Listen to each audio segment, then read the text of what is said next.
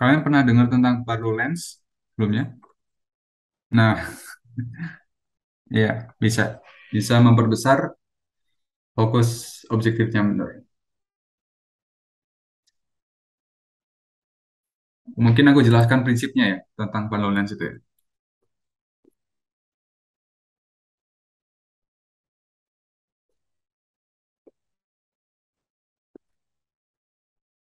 Ini lensa Barlow. Lensa Barlow itu kalau di teleskop dia bentuknya kayak sekilas mirip sama eyepiece kan ya. Gitu. Nah, sebenarnya dia lensa Barlow ini kebanyakan lensa cekung ya, lensa cekung ya. Tujuannya apa? Tujuannya adalah memperpanjang dari fokus objektif. Jadi ibaratnya aku gambarkan lengkap aja ya. Ini ada lensa objektif itu. Ini lensa objektif kan.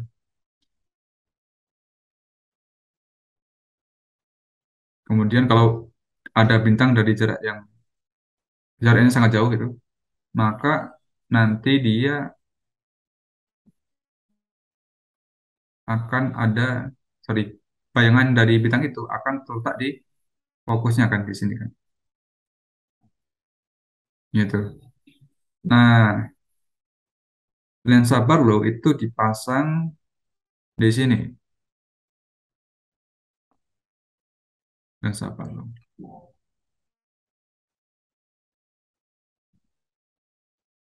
Tuh.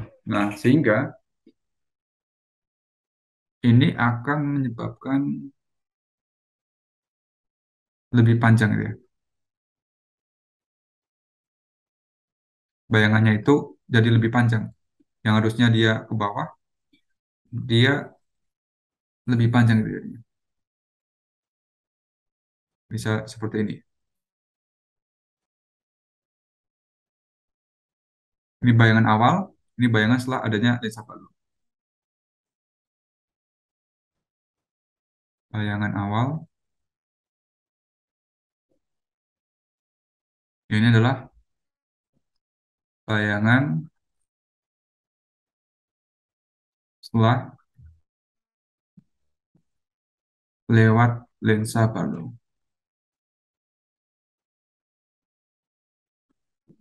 Oke. Misalkan ini adalah L1 ya. Ini adalah L2 gitu.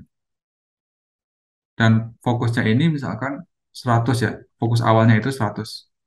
Fokus dari lensa objektifnya itu 100 cm. Kira-kira fokus efektifnya berapa nih? Fokus efektifnya berapa?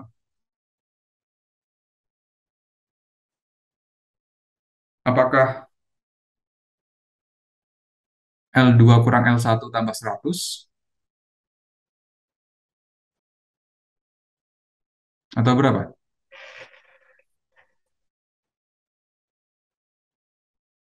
Ada yang tahu nggak nih? Fokus dari yang baru, fokus efektifnya yang baru.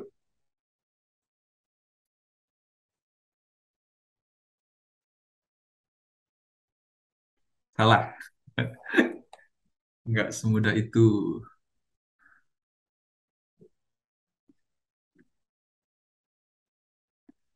Nggak 100 tambah L2 kurang L1 ya? Beda ya? Pakai super F. Gimana tuh pakai super F? Oh, persamaan lensa. Hmm, bisa. Cuman ini kan udah diketahui jaraknya gitu kan. Ini L1 berapa, L2 berapa. Gitu. Pakai persamaan lensa bisa buat nentuin L1, L2-nya nilainya berapa gitu. Tapi untuk konsep untuk menentukan fokus efektifnya ini nggak kayak gitu. Jadi kita bisa tuliskan, ini kan ibaratnya ada dua benda ya. Ini adalah, sorry,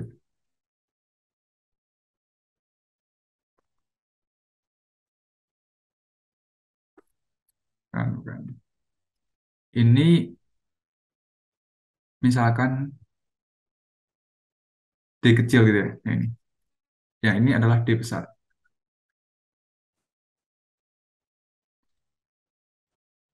Awalnya kan D besar per D kecil gitu kan. Ini sama dengan 100 per L1 gitu kan. Kalau perbandingannya kan nggak ini kan harusnya kan. Benar nggak? Nah, kemudian kita juga bisa tuliskan ya. L, sorry, D besar ya per D kecil sama dengan fokus efektif dibagi dengan L2. Artinya apa? Fokus efektifnya itu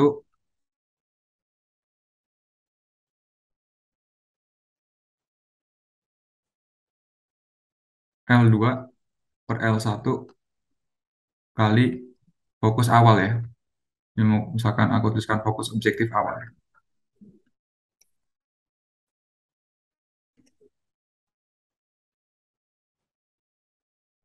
Oke.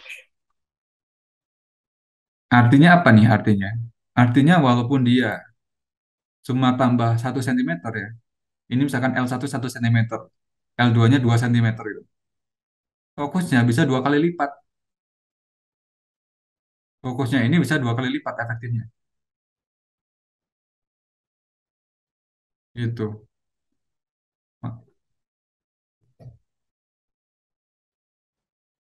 Makanya kalau Barlow lens ya, kalau kalian cari di internet ya,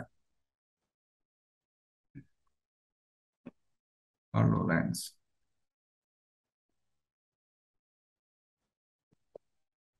Nah ini kan ada Barlow lens 3 kali, 2 kali, 5 kali kan. Artinya itu memperbesar objek yang 2 kali lipat, 5 kali lipat gitu ya. Nah ini ya, ada Barlow lens 2 kali. Ada juga yang memperkecil nih. Ada yang memperkecil juga kan, 0,75, 0,5 ini. Tapi ada juga yang memperbesar ya. Tapi kebanyakan untuk memperbesar sih.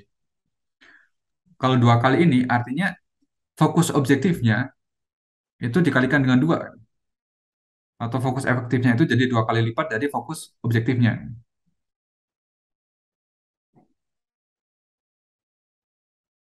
Enggak, jadi, oh iya, kalau misalkan 3 kali lipat ya fokus efektifnya 3 kali gitu.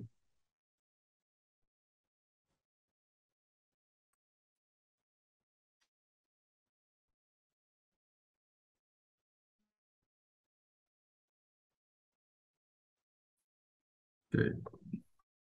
Mungkin aku jelaskan tentang fokus efektif yang di di teleskop yang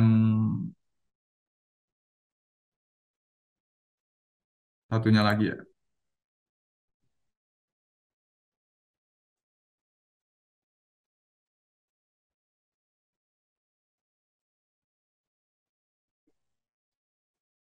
Oke. Ini juga sama nih. Kalian tahu kenapa teleskop yang apa namanya? Teleskop reflektor itu dia ukurannya pendek tapi fokusnya bisa panjang. Gitu ya. Nah, ini terjadi karena kayak gini, dia menggunakan fokus efektif. Ini fungsinya dari cermin sekunder itu mirip sama barrel lens di sini. Dia yang seharusnya kan kalau pakai cermin datar, fokusnya yang ini, S1-nya ini akan ada di sekitar sini kan, gitu. Tapi karena dia pakai cermin yang cembung, maka dia lebih panjang gitu letaknya. Bayangan S2-nya itu lebih panjang. Nah, untuk mencari fokus efektifnya, pakai kesebangunan D dibagi dengan B sama dengan D besar ya, dibagikan dengan fokus efektifnya. Dan D dibagi dengan A ini sama dengan D besar dibagi dengan fokus primernya gitu. Dari sini kita bisa peroleh fokus efektif itu perbandingan antara B per A dibagi, dikalikan dengan fokus primer. Ini sama persis dengan yang prinsipnya sama persis dengan Barlow lens. Cuma eh,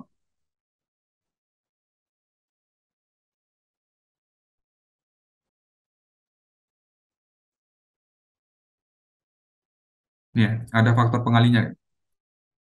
Ini kan harusnya A, sorry, harusnya kan di sini kan bayangannya kan.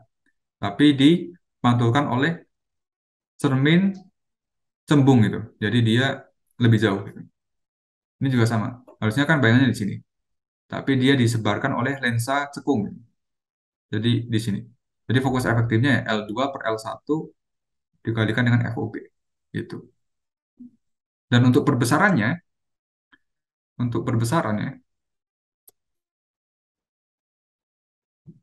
kita gunakan fokus efektifnya. Perbesaran,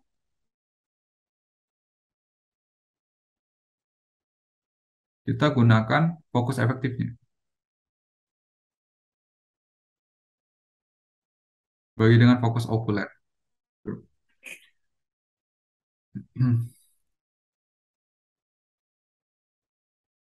Gimana?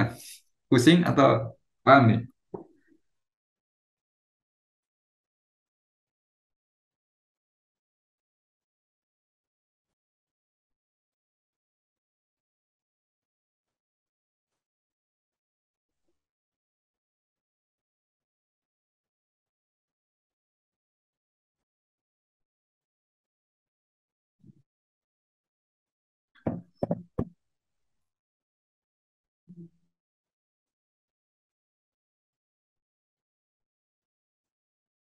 Iya, pakai kesebangunan aja sih. Nggak percaya, man. Ini ada latihan soal ya, kalau kalau nggak percaya nih.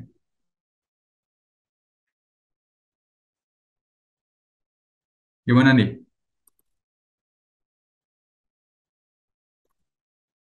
Sebuah refraktor memiliki diameter 20 cm, fokal rasionya 5, serta eyepiece dengan panjang fokus 1 cm. Berapakah perbesaran sudut dan panjang teleskop tersebut? Ini gampang ya. Berapa yang nomor satu ini? Tinggal FOB, FOK kan. Berarti FOB-nya adalah 20 kali 5 ya, dibagi dengan 100 kali. Panjang teleskopnya, FOB tambah FOK ya, 101.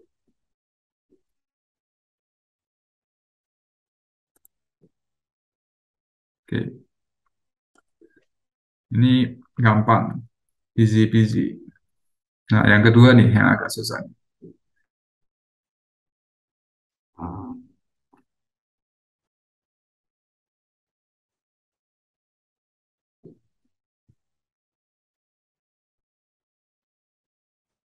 Pada jarak dB berapakah lensa baru lens harus dipasang untuk mendapatkan perbesaran 2 kali dari semula ya. Jadi perbesarannya ini kita inginkan 200 gitu ya. Jarak dihitung dari titik fokus primer.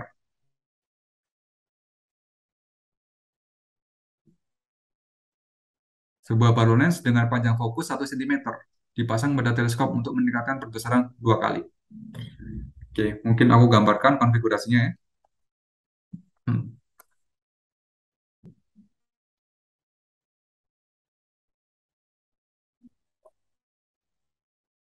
Jadi kan awalnya,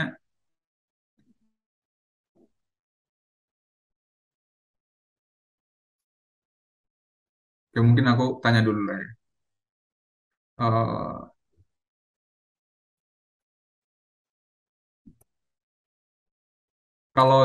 kalau bintangnya itu jauh ya, kalau benda jauh, maka di sini itu, sorry, di sini adalah letak bayangannya kan. Letak bayangan sama dengan letak eh, fokus itu ya di sini kan. Terus jarak sini, jarak ini sampai jarak ini itu berapa? Sebesar apa? Jarak ini sampai ini.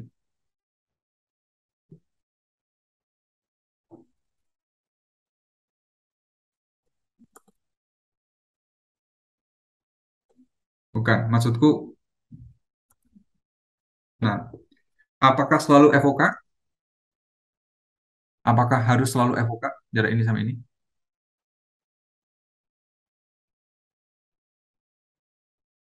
Oke. Kalau jaraknya itu FOK, maka akan apa? Gitu. Bayangan yang keluar dari teleskop ini maka akan apa?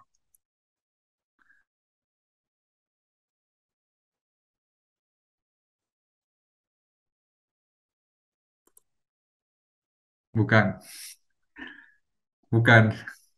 Kalau ini sama dengan FOK, maka bayangan yang keluar dari teleskop itu akan sejajar atau mata kita rileks gitu.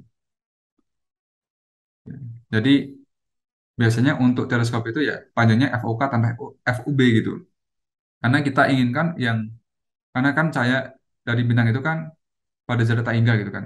Ini udah pasti sejajar gitu. Dan diletakkan bayangannya ada di fokus objektifnya. Nah, kalau misalkan jarak ini dengan jarak lensa okulernya itu sama dengan FOK, maka bayangan yang keluarnya itu ya sejajar gitu. Nah, kadangkala untuk orang yang minus gitu ya, ini nggak sama dengan FOK, bisa diatur fokusnya, gitu. Entah itu dimajuin atau dimundurin tuh ya, sehingga bayangannya jelas gitu. Itu untuk orang-orang minus gitu ya, bisa diatur-atur nih. Nah, sekarang dengan adanya Barlow lens itu, maka gini kan ya, kalau aku gambarkan lagi,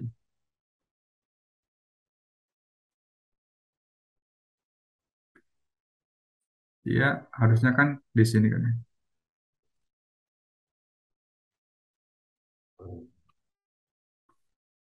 Oke. Kalau Barlow lensnya dipasang ya,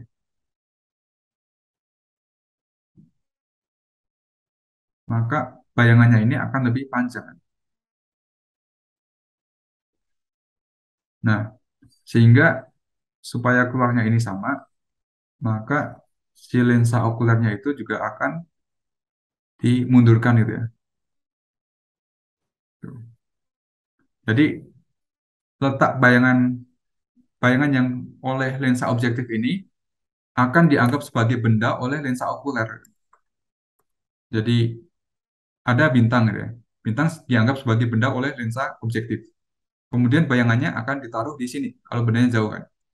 Nah, bayangan lensa objektif itu akan dianggap sebagai benda oleh lensa okuler. Kemudian bayangan dari lensa okuler ya akan dilihat sama mata gitu. Nah, kalau yang ini itu 100 cm ya, yang ininya adalah 1 cm, maka berapa nih letak dari sini? Ininya itu berapa? X-nya kan tadi kan. Ini sebesar X itu, misalkan, yang perlu diletakkan sehingga fokus efektifnya itu 200. Gimana? Ada ide nggak nih? Ini diketahui ini 1 cm ya. Ini fokusnya berapa nih? Satu ya tadi ya. 1 cm. Cuman ingat, ini fokusnya nilainya negatif atau positif nih? Negatif kan ya? Negatif 1 cm. Eh, negatif 1 cm. Gimana nih? Cari X-nya ini supaya perbesarannya 200. M-nya jadi 200. Jadi kan ini yang B. M itu 200 ya. Artinya fokus efektif itu sama dengan, sorry, fokus efektif per fokus okuler itu sama dengan 200 kan. Fokus okulernya itu 1 cm. Jadi fokus efektifnya akan sama dengan 200 cm.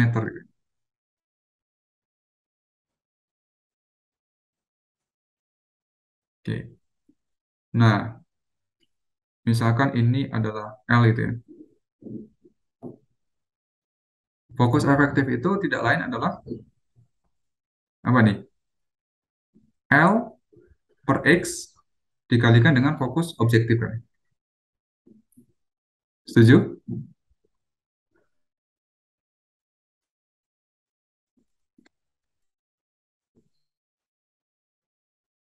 Nah, jadi L per X-nya itu harusnya rasionya berapa? Dua kan? Tuh. Tinggal kita gunakan persamaan lensa.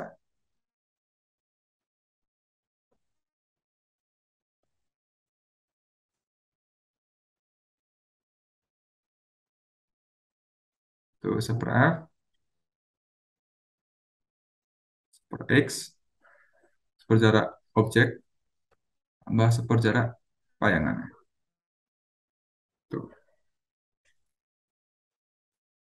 Hmm. Gimana nih? F-nya negatif ya. Cara objeknya negatif atau positif nih?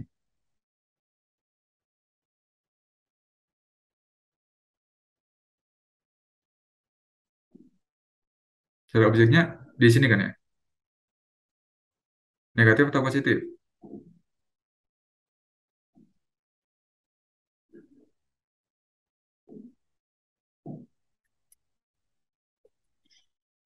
Gimana nih? Objeknya maya atau nyata nih?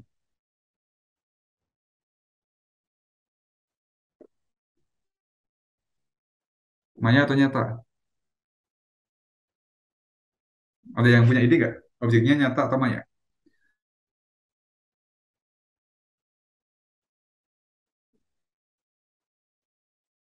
Halo, halo.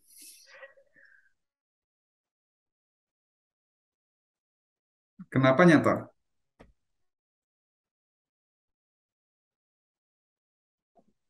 Kenapa nyata?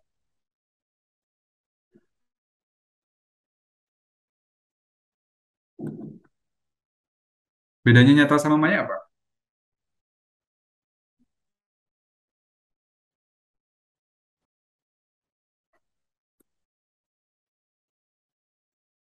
Enggak nih. Hmm, bukan dilihat dari lensanya cekung atau enggak ya?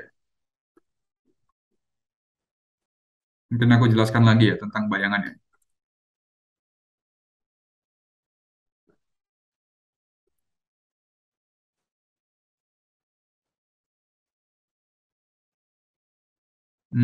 Bukan bukan karena di belakang atau di depan.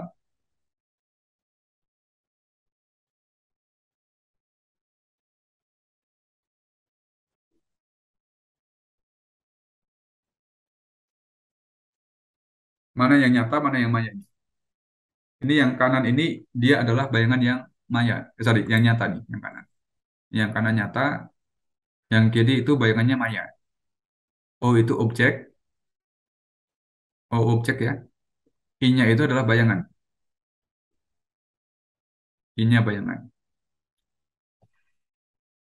Kira-kira apa bedanya nih? Bayangan nyata sama maya.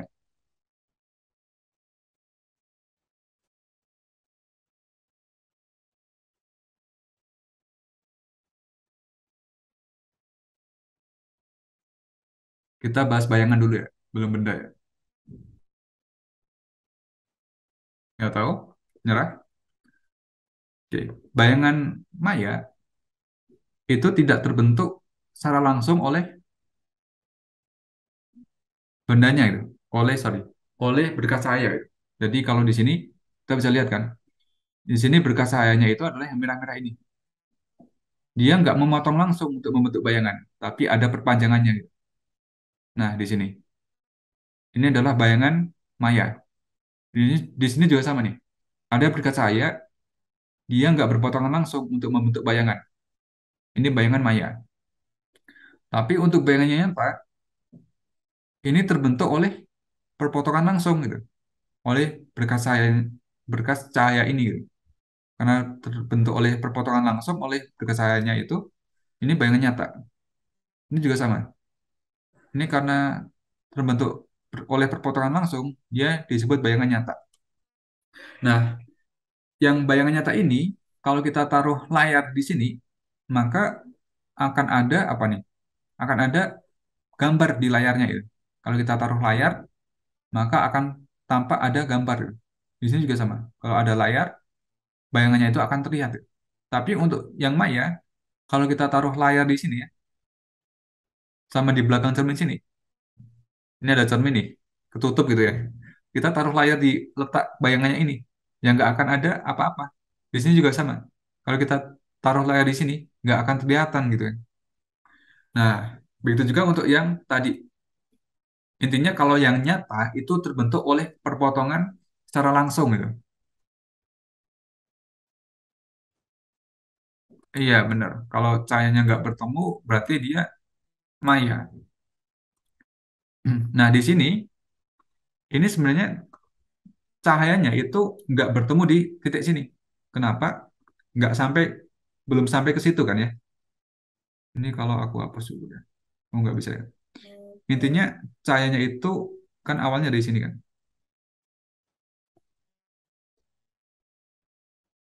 Dia langsung dibelokkan gitu. Ini juga sama. Dari sini dia langsung dibelokkan.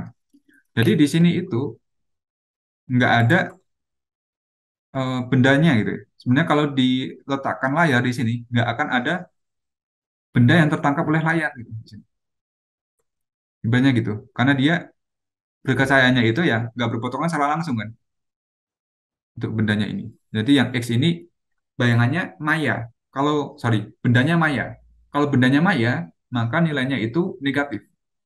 Jadi kita bisa tuliskan negatif 1/X gitu kan.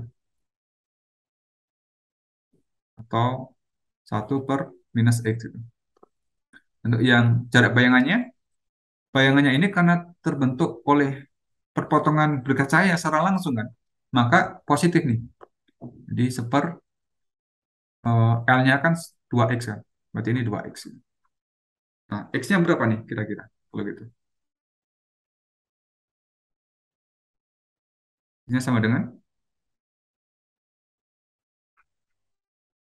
ya nemu, -1 sama dengan -X tambah 1/2X.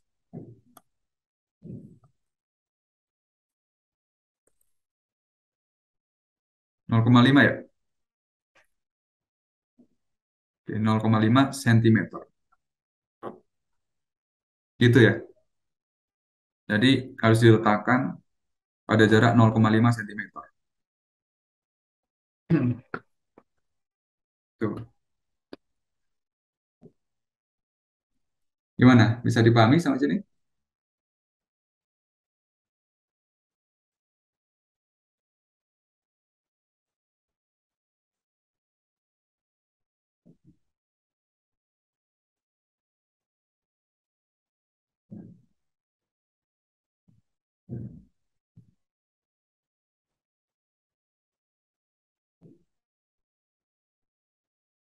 Oke.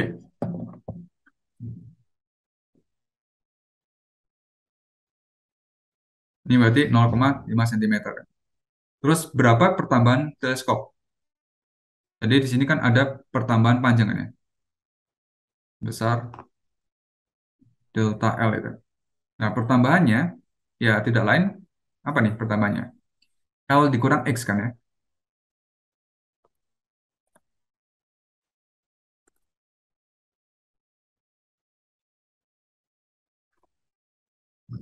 Tambahan panjang teleskop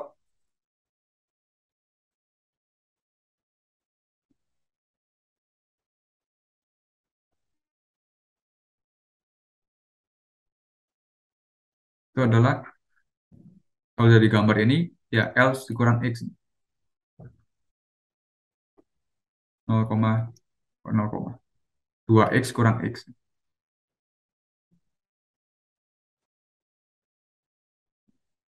Kalau ternyata cuma bertambah 0,5 cm, 0,5 cm. Jadi kita bisa menambah fokus teleskop ya, 2 kali lipat dengan hanya menambah panjang teleskop sebesar 0,5 cm. Tuh.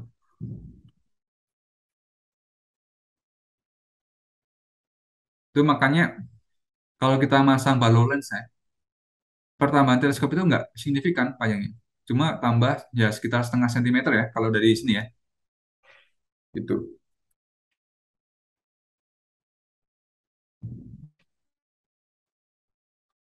Kalau yang D, yang 4, 2 buah kamera CCD, ada CCD A dan CCD B, dipasang pada fokus primer teleskop tanpa balloon lens dan eyepiece. Ukuran tiap piksel dalam CCD A adalah 9 mikrometer, sedangkan CCD B adalah 24 mikrometer. Kamera CCD manakah yang lebih baik untuk memisahkan dua bintang yang terpisah 20 detik busur di langit? Berikan alasanmu. Kira-kira yang mana nih yang bagus nih? Yang A atau yang B?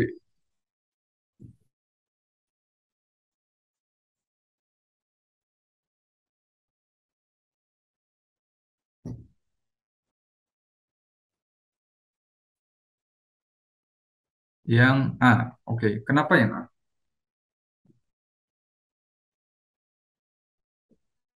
Oke, oke, benar-benar. Sertakan perhitungan ya. Oke, jadi kita bisa menghitung nih untuk yang CCD ini kan. Jadi ada CCD A, dia punya ukuran, dari CCD itu ya ibaratnya dia seperti ini ya, ada kumpulan pixel-pixelnya itu ya. Satu pixel itu satu kotak ya. Satu pixel satu kotak. Jadi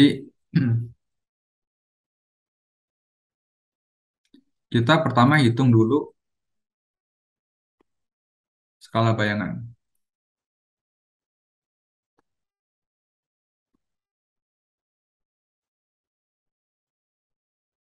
Skala bayangan. Nah, skala bayangan ini bisa kita hitung dengan cara 206, 265 titik busur dibagi dengan fokus objektifnya kan. Ini tanpa menggunakan balloon lens ya. Jadi kita langsung dibagi dengan 100 itu kan. Atau 206, 265 titik busur per sentimeter. Oke, nah untuk yang A ya, yang A itu ini ukurannya, misalkan L ya. Untuk L yang A itu cuman 9 mikrometer ya. Jadi ukuran satu sehingga ukuran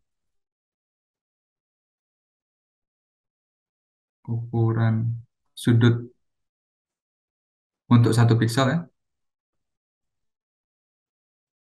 Ukuran sudut untuk satu piksel itu ya tinggal kita kalikan aja nih.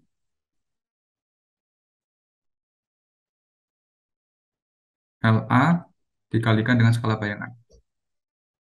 Berapa nih? LA-nya 9 mikrometer. Kalau dijadikan sentimeter 10 pangkat 4 ya, gitu ya.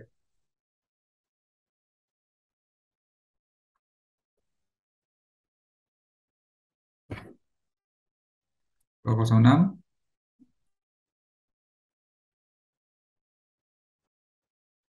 2,65 kali 9 kali 10 pangkat minus 4. Ini sekitar 8,8. 1,86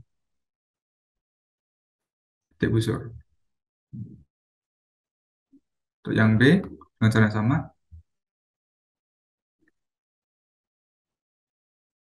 24 ya, sorry.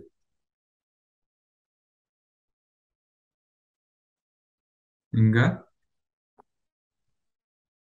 ukuran sudut Untuk satu pixel dengan cara yang sama ya, akan kita peroleh sekitar 4,95. Oke, kelihatan ya bahwa resolusi untuk yang A ini lebih besar dibandingkan yang B. Nah, ini, dibandingkan yang ini. Kesimpulannya adalah A yang lebih bagus. Resolusinya lebih bagus.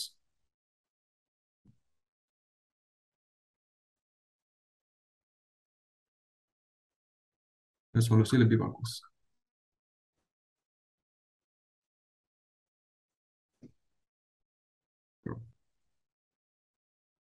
Yang nomor 5, jika CCDA mengandung 1024 kali 1024 pixel dan CCDB mengandung 756.512 pixel, maka manakah yang lebih optimal untuk mengambil planet Jupiter beserta satelit Galileanya secara utuh.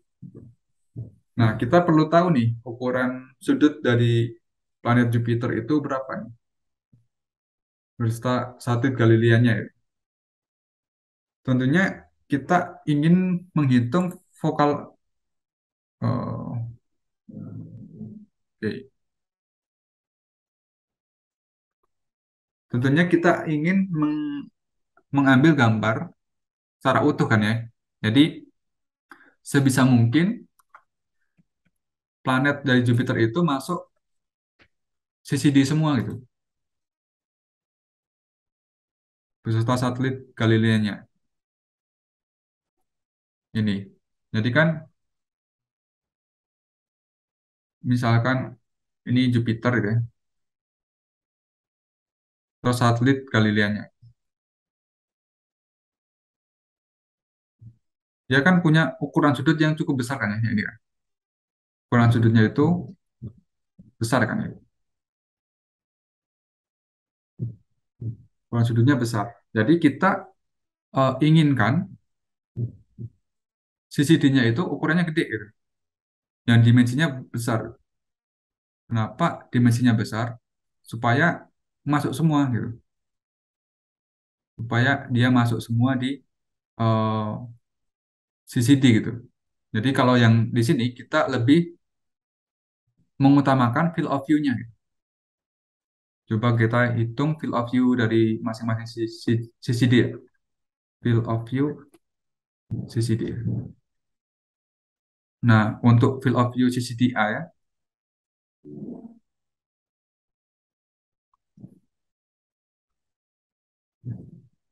yang A itu bisa kita hitung dari ini kan ada 124 1024 pixel kan.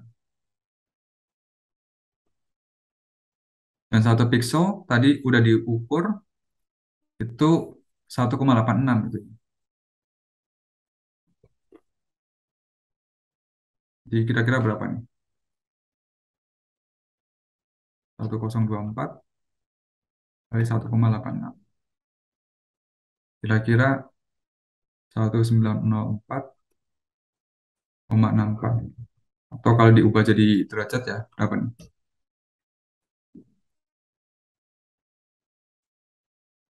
Jadi detik busur aja lah ya. Jadi field of view dari yang CCDA ya,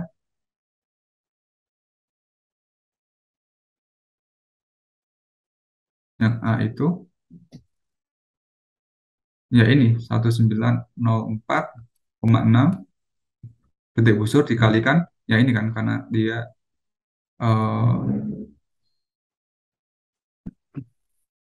dia apa namanya persegi gitu kan, maka ini gitu. Sedangkan untuk yang field of view yang CCDB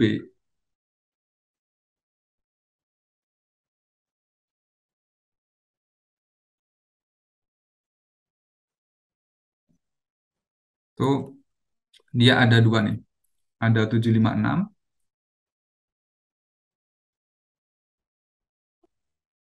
dikalikan dengan ya ini kan 4,95. 4,95 yang ke satu ya. Di satu dua. Yang kedua 756, kode 756. 512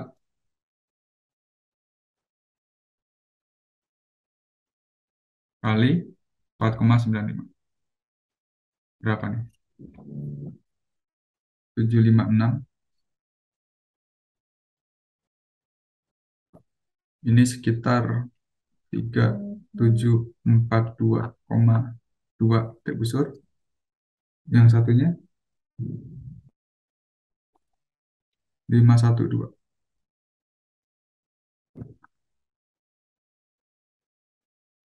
34,4. Jadi untuk yang B ya, field of view yang B itu 3742 kali 2534,4 detik busur. Nah, kira-kira kalau kalian ingin mengamati Jupiter ya, Jupiter di mana Jupiter itu punya satelit-satelitnya.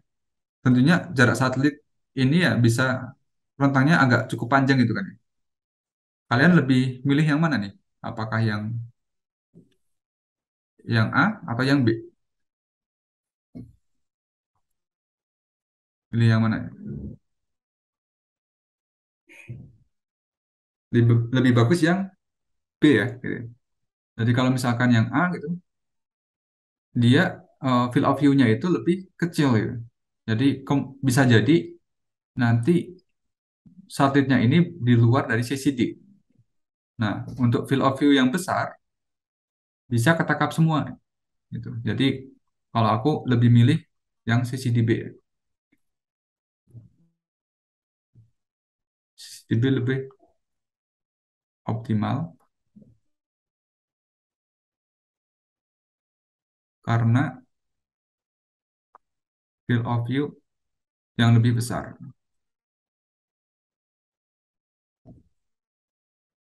Itu ya.